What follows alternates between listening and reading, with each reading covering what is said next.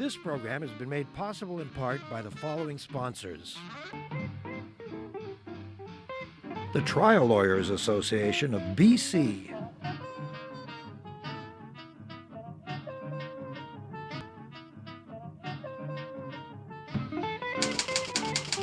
The Vancouver Courier newspaper.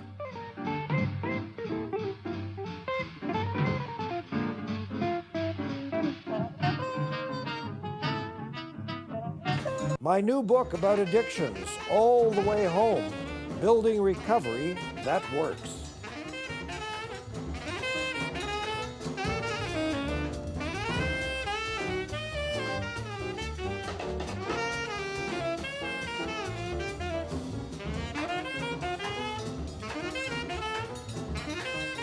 One of the great false dichotomies is that business and government are not only separate, but that they are in fact adversarial or enemies. In fact, if you know anything, and I know you all do, kids, you know that government and business have been in each other's deep, deep pockets since time began, really, in every culture. And we need look no further than right here in Canada today, present day. We have all the free enterprises who like to say they don't want any government interference. We have all the people who want government to run everything, who say the free enterprises are evil barons and so on. Drivel on both sides. The reality is that government and business interact daily. Why else would we have people called lobbyists? And very often that interaction is not of the highest ethical order. Some of it's pretty questionable. So I'm delighted to welcome to our show a return guest, Jordon Bateman from Canadian Taxpayers.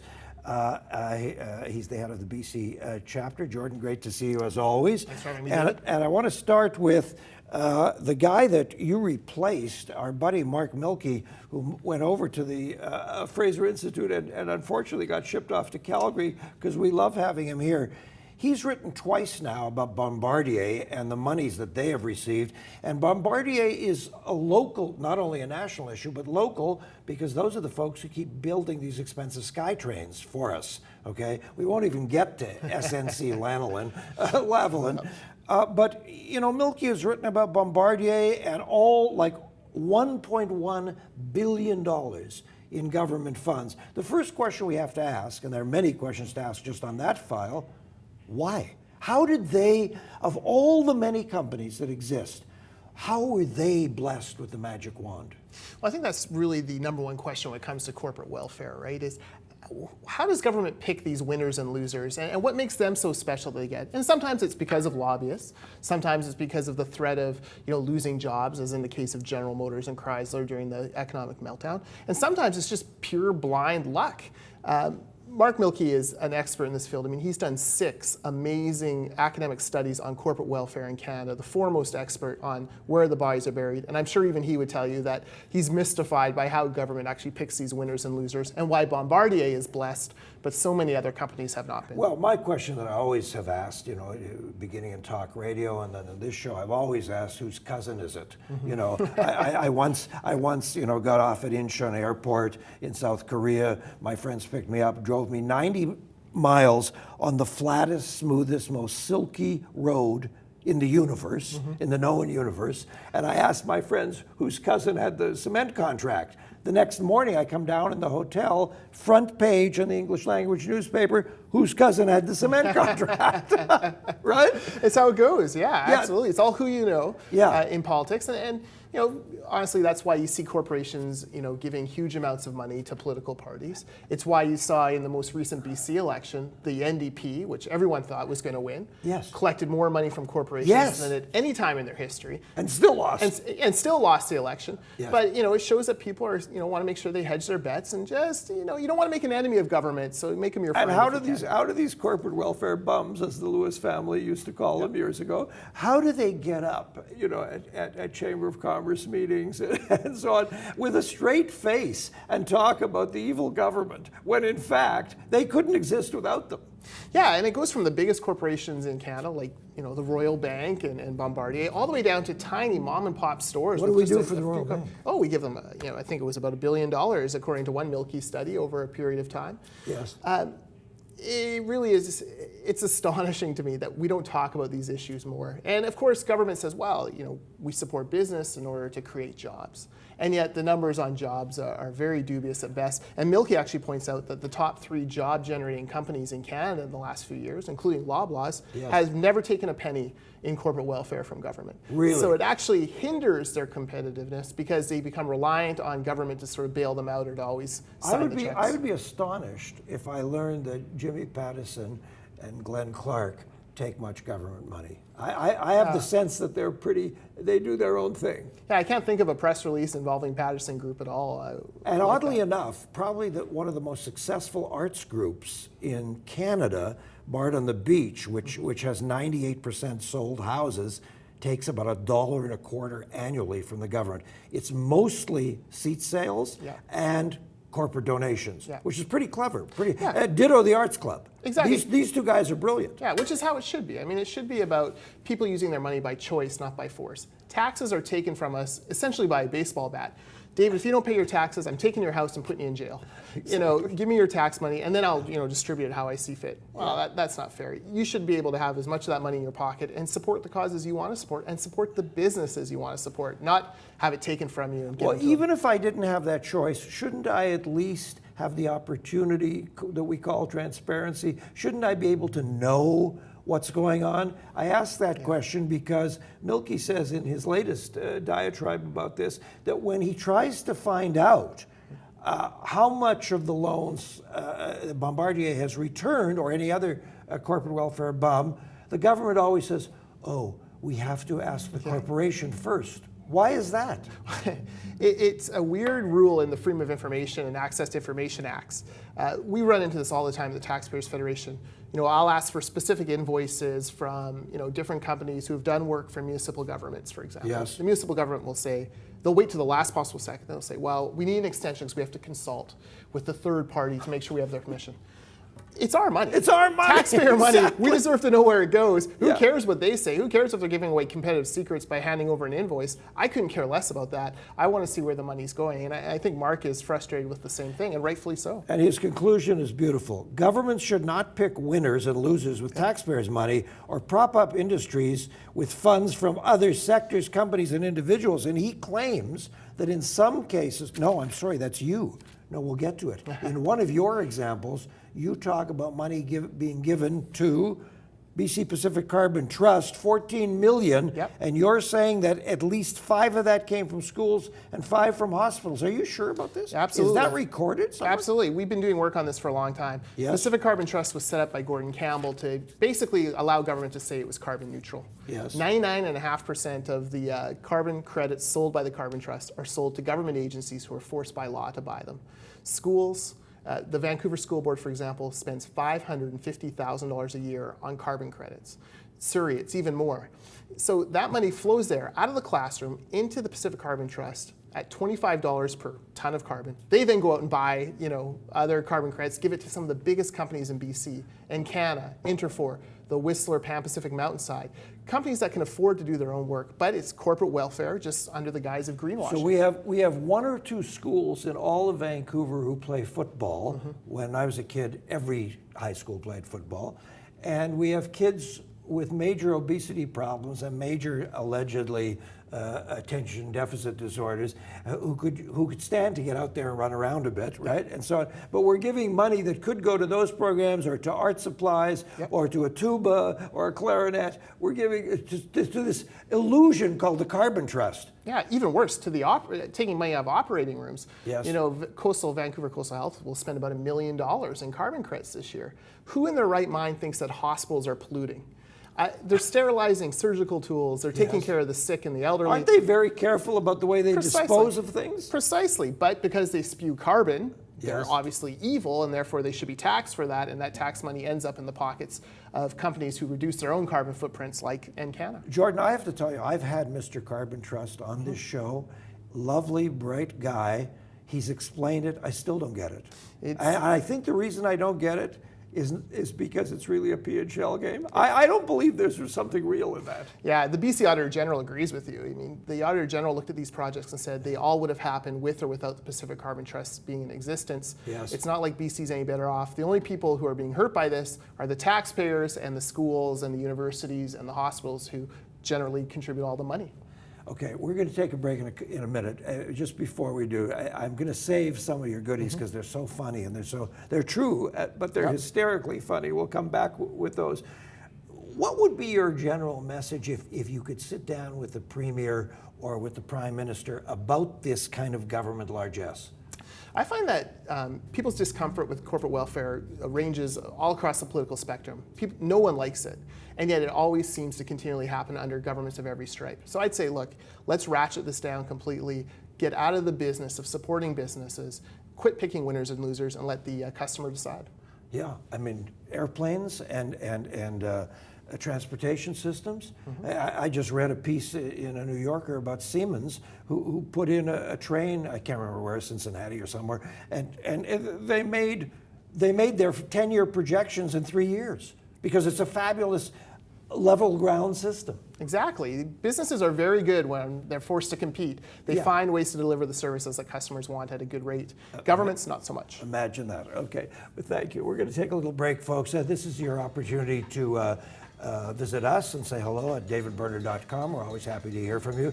And also an opportunity for those lovely folks who support us to say hello to you. These are the people who allow us to come and visit you here on Shaw Community Television Cable 4. Back with you in just a moment. This program has been made possible in part by the following sponsors. The Trial Lawyers Association of BC.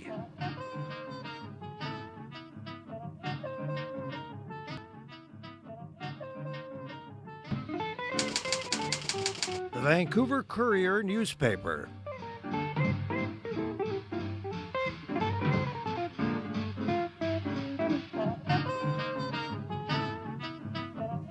My new book about addictions, All the Way Home, Building Recovery That Works.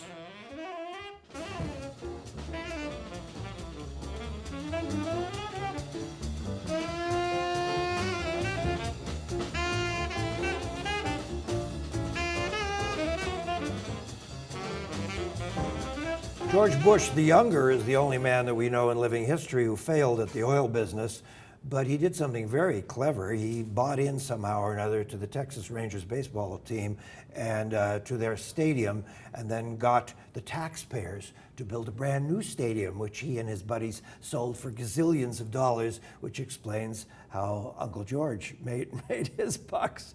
So sports teams are one of our guests' favorite bugbears. Our guest is Jordon Bateman, who is the executive here in BC for the Canadian Taxpayers Federation. Correct. Federation, yeah.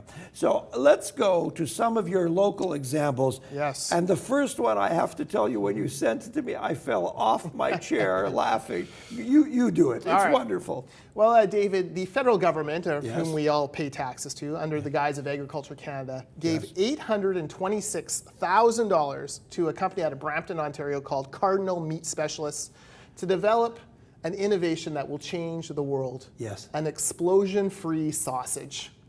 An explosion-free sausage. So, David, I know that when you cook hot dogs on the grill, you probably use your fork and poke holes to make sure they don't explode. I see. This was going to change the world. $826,000. The Yes. government news release is classic. Quote, Yes. the company, to its knowledge, will be the first to apply this technology in Canada. Innovators, all on your dime. Spectacular. Just under $1 million to get the explosion-free. How come Jon Stewart isn't reporting this one? That's a classic. That's beautiful. This was a finalist for our Teddy Waste Awards for the worst waste, government waste in Canada. It very nearly won.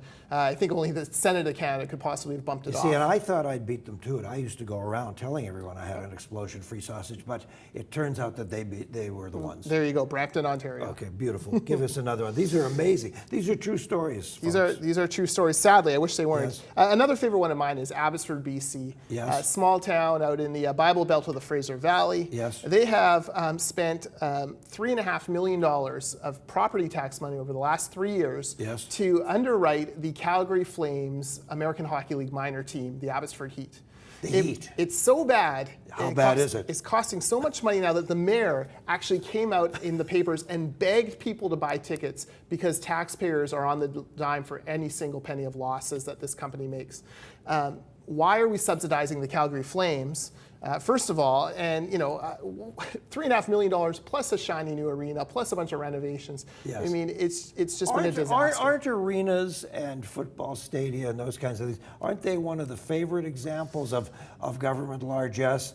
This happens all over North America, probably all over the world. It must be huge in soccer in Europe and in South America. Well, looking over here in Vancouver, remember Whitecaps owner Greg Kerfoot wanted to build his own stadium for the Whitecaps. Yes. He's going to build in Gastown, Yeah. and the city council turned him down. And lo and behold, the province came in and said, "We'll pour $500 million into BC Place Stadium to retrofit it for you, anyways." Thank you very much.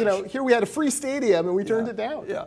Let's go to my favorite subject, hemp. Hemp, yes, hemp. Now, the federal government under the Western Economic Diversification Canada, and by the way, there's actually weed, Canada. there's actually a Canadian subsidy guide. It's like 300 pages of all the different grants you can get. It's well worth buying if you're planning to get into the corporate welfare business. Don't I get a grant to buy it? You could write it off. Okay. They invested $5 million in a hemp processing company called Genesis in the well-known town of Wascata, Manitoba. They built a 25,000 square foot processing plant, which is empty, hasn't been used once. There isn't a soul except the security guy around. $5 million gone. Is it just that everybody smoked all the product, or I mean, what happened there? Yeah, I'm not sure. They guess even with a $5 million underwrite, you couldn't make a go of it in Wascata, Manitoba. But it's empty. It's empty. You know, on Government Street near Monroe's bookstore in Victoria, there is a hemp store. Yep. And I did go in just for fun and asked Research. them. No, I went in and asked if they had a smoking jacket, and they didn't get it. Okay, sorry. All right, hey, give us another one. Tobacco. Tobacco. This was funny because this was actually about trying These are all funny. Yeah, this is about trying to kill an industry. So the federal government says, we want to stop growing tobacco here in Canada. Yes. So they spend $284 million to buy out tobacco farmers, about 118 of them, take them up. What they don't realize is these guys then basically write off the farm or hand the farm over for $1 to their sons, their neighbors. Like these farmers built the system. Instead of getting rid of the tobacco industry, they actually doubled the number of tobacco farms in Canada from 118 to 251. You see, I don't even understand the beginning of that story. The federal government spent $284 million of taxpayer money. What, I don't understand the rationale. What are they saying to the tobacco farmer? They got some guy, in Thornhill, Ontario or something. They wanted to basically buy the farms and use them for make strawberries? different crops. Yeah, but of course, these farms were all set for tobacco, so they said, okay, well, we'll get out of the business, and then they ended up selling their farms. Give it to their cousin Nate. Exactly, who then grew the same tobacco. Okay, Yeah, brilliant. you gotta love Could it. you explain to me why these people in the federal government are not answerable for these crimes? If I could answer why the federal government isn't answerable, I could write a book and make $1 billion in Canada, because this is ridiculous. This is very close to psychiatrists who take an insane serial murderer and say, no, he's ready for release. We worked on him and he's a nice boy now. Yeah. And they send him out and he kills someone in Exactly. 5 minutes. Yeah. $250 million. Lovely. All right. What about entertainment tonight? We're very big on Hollywood North. I love Entertainment Tonight Canada. I love Rick the Temp from the days when I was a kid watching him on Much Music when they still played music videos. Rick the Temp and Entertainment Tonight Canada came and filmed for a week in Vancouver to show off this beautiful city. Yes. We thought it was out of the goodness of their hearts. It was actually out of $48,000 paid to them by the BC government to make them come and film here. We couldn't just invite them? No, and here's the problem. This happens all the time. The Juno Awards gets multi-million dollars from whatever government's hosting them. The Grey Cup Festival here in BC, we pay $563 million to fix up the stadium. Then we put in another $500,000 for a Grey Cup party. Craziness. What's your take on the perennial question of should we subsidize the film industry, meaning give money to Steven Spielberg to come here and live like a king? Yeah, the film industry is a money loser for the BC Treasury. Totally. There is no business case whatsoever I've ever seen that shows that investing that tax money actually returns even close to that amount of tax money. It's funny, they've been complaining all year they need more tax breaks, but I bet you filming this year will be exactly at $1.2 billion as it has been for the last several years. It's been frozen. I know. I mean, I used to be in the business. My son's in the business. It's been frozen for ages, and in fact, it's worse than it's ever been. And anybody who's in the business will tell you it's a tough go. Well, Louisiana did a study. Their state economists did a study and found that for every dollar they were giving out in tax breaks, they were getting 11 cents back. Not $1.11, not 11 cents profit. 11 cents. They were losing 89% of the value of that dollar. Wow. And so that got them thinking about whether or not they should be subsidizing films in New Orleans. Jordon, what do you make of the story that was in the Sun newspaper, I think over the weekend, of a young woman, 30s or 40s, who she says this blouse that she sells for $49.50 in Blaine. I sell it online in White Rock for $59.50. If you had to buy it at a store, it would be $79.50. So she's opening a physical store in Blaine. What do you make of that? Well, we call it the Blaine drain, and it all comes down to taxes. Yes. So what really gets people hooked, and I know I live 20 minutes from a border crossing. Okay. I cross the border, fill up my tank, my car there. I immediately save $20. Truly. Then $20 right off the top. The tax regime is so much cheaper, 35 cents a liter less in taxes. You go from there, I go to Trader Joe's, buy some groceries, cheaper. Yes. I go to Target and buy some clothes for the kids, cheaper. Toys, everything is cheaper there. Yes. In fact, David, there are not just Canadian companies setting up in Blaine in order to capture that traffic. There are actually Canadians with post office boxes right across the border. I have one. I have textbooks coming to me for a program I'm taking at Royal Roads University. Textbooks are on their way to me. I saved $95 by ordering these 3 books from Amazon.com, shipping them to my American post office box. Well worth the time to go down, especially when you factor in gas, milk, I have a friend who's very well heeled who not too long ago bought not one but 2 Lexus luxury cars from the Los Angeles area and had them brought up here. Exactly. So what, if anything, it's tariffs. So what can we do? If you were running the world, running the government, what would the government of Canada do? Well, first of all, we've got to look at the tariffs that we're imposing on these products when they come into Canada. So the reason why things are more expensive in Canada isn't because companies want them more expensive. Just the opposite. Companies want to deliver these goods as cheaply as possible. It's government putting billions and billions of dollars of tariffs on these products coming in. You know, hockey gloves, books, all these different things. Prime Minister Harper will publish his book through an American company. He'll actually save money importing it back into Canada than doing it through Canada. These things are nuts. We need to look at that whole regime and identify the research by people like Mark Milkey and find ways to save money. Let's talk about Sunshine Organics, because they're one of your best little stories. Yeah, Sunshine Organics, this came from a supporter of ours in the Comox Valley who read about this little company who got a $100,000 grant from BC taxpayers to promote local farm products. They're a delivery company, so you're sitting at home and you get organic food delivered to you. Sounds like a good plan. 100 grand, this company's been around for a decade and has 160 customers. This will be by far their most profitable year, and it's all because of government largesse. Is this Spudco or something? Yeah, well, exactly. I don't know. Exactly. And here's a name for the past. I looked at the newspaper article. Guess who was there at the presentation of the grant?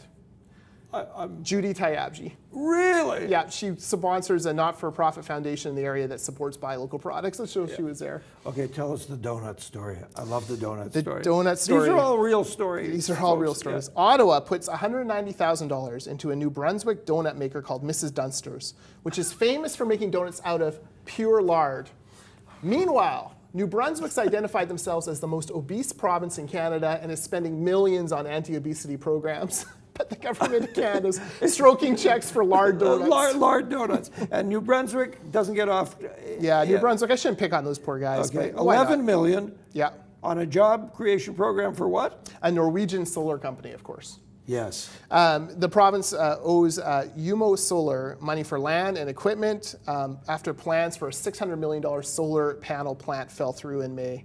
Yes. 3 months earlier, the federal government's also got involved and said it would grant the company $3 million to support R&D work. I think the people who are watching this, the millions who are watching this, I think instead of being outraged, all of us being selfish, they're all going, well, how do I get in line? That's my fear when we talk about this with businesses. Honest businesses should be able to make a go of it without government help.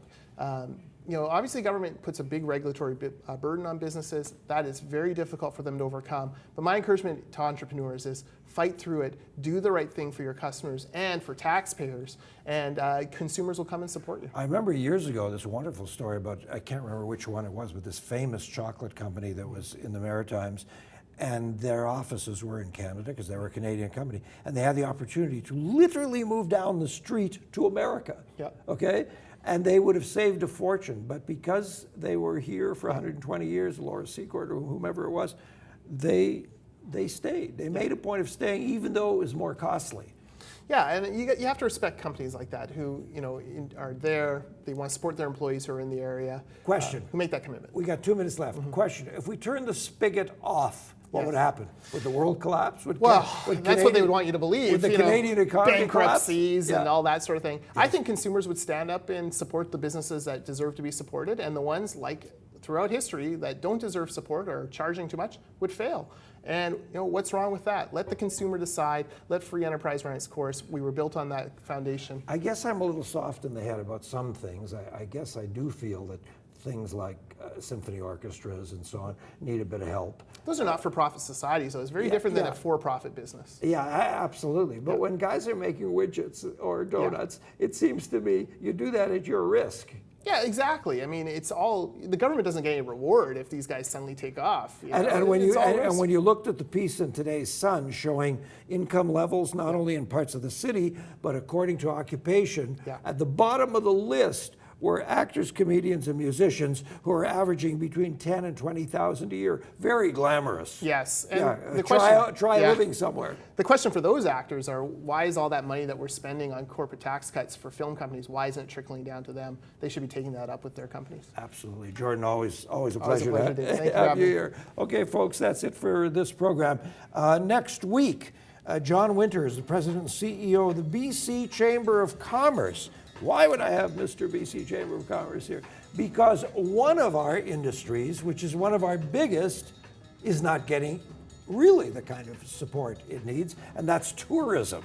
Okay, Jordon may argue about that, but that's our guest. That's our guest for next week. So thank you so much for being with us again, folks, and again.